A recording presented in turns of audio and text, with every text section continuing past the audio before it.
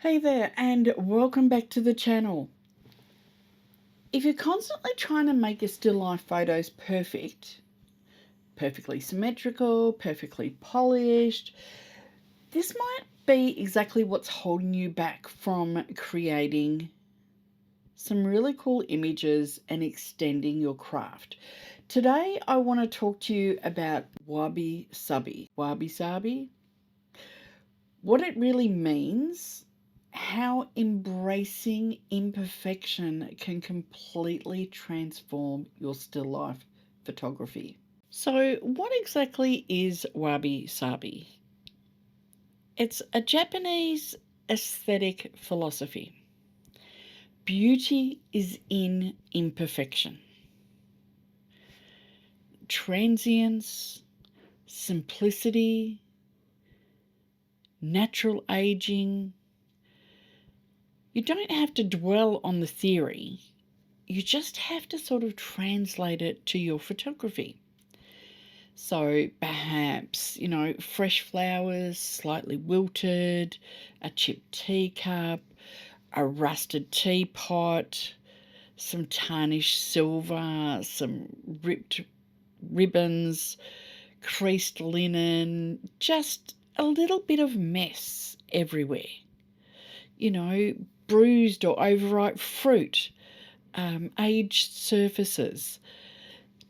This is where cinematic still life fits in perfectly. And if you've been leaning into mood and depth, this so aligns with it so beautifully. Why is Wabi Sabi so powerful for still life photography? It creates emotion. Imperfection feels human. Perfect objects feel staged, imperfection feels lived in. It can add texture to your images, cracks, wrinkles, patina, decay. These add micro contrast and depth to your images. It helps tell a story. An old chipped teacup has history, whereas a pristine brand new cup may feel like more of a product shot. And it removes the pressure. Beginners think everything has to be perfect, whereas Wabi Sabi gives you permission to experiment. And that's where the gold really does lie. So, some practical tips when you're shooting. Lighting. Try side light to exaggerate your texture. Low-key exposures. Let the shadows exist and avoid blasting everything flat with flash. Keep it shadowed and textured. With your styling, use odd numbers, so especially with flowers and fruit, keep everything in odd numbers. Remember to leave some negative space around your subject. Allow for asymmetry, so don't have everything perfectly balanced, and don't overfill the frame.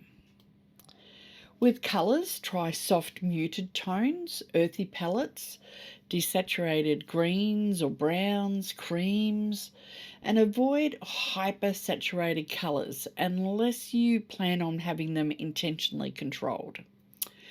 With your editing, slightly lower the clarity globally, add a subtle grain, control your highlights, and let the blacks be black.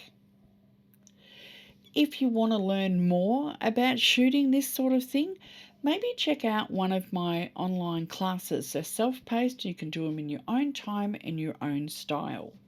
A little bit of imperfection is always a fabulous place to start. It could be a mess in the kitchen, it could be old vintage wear, chipped imperfection, anything like that is considered wabi sabi, and it is just so beautiful to capture. It could be out in nature, just some messy leaves, gorgeous, gorgeous colour palette all throughout. Or keep it simple, just beautiful light on a simple vase with some very, very simple blooms. So that's it for this week's video. I hope you enjoyed it. If you do plan on having a go at shooting some Wabi Sabi, let me know in the comments below. Perhaps even share an image or two. I'd love to see them. So that's it for this week. Don't forget to give it a thumbs up, maybe like and subscribe, and I will see you next time on YouTube.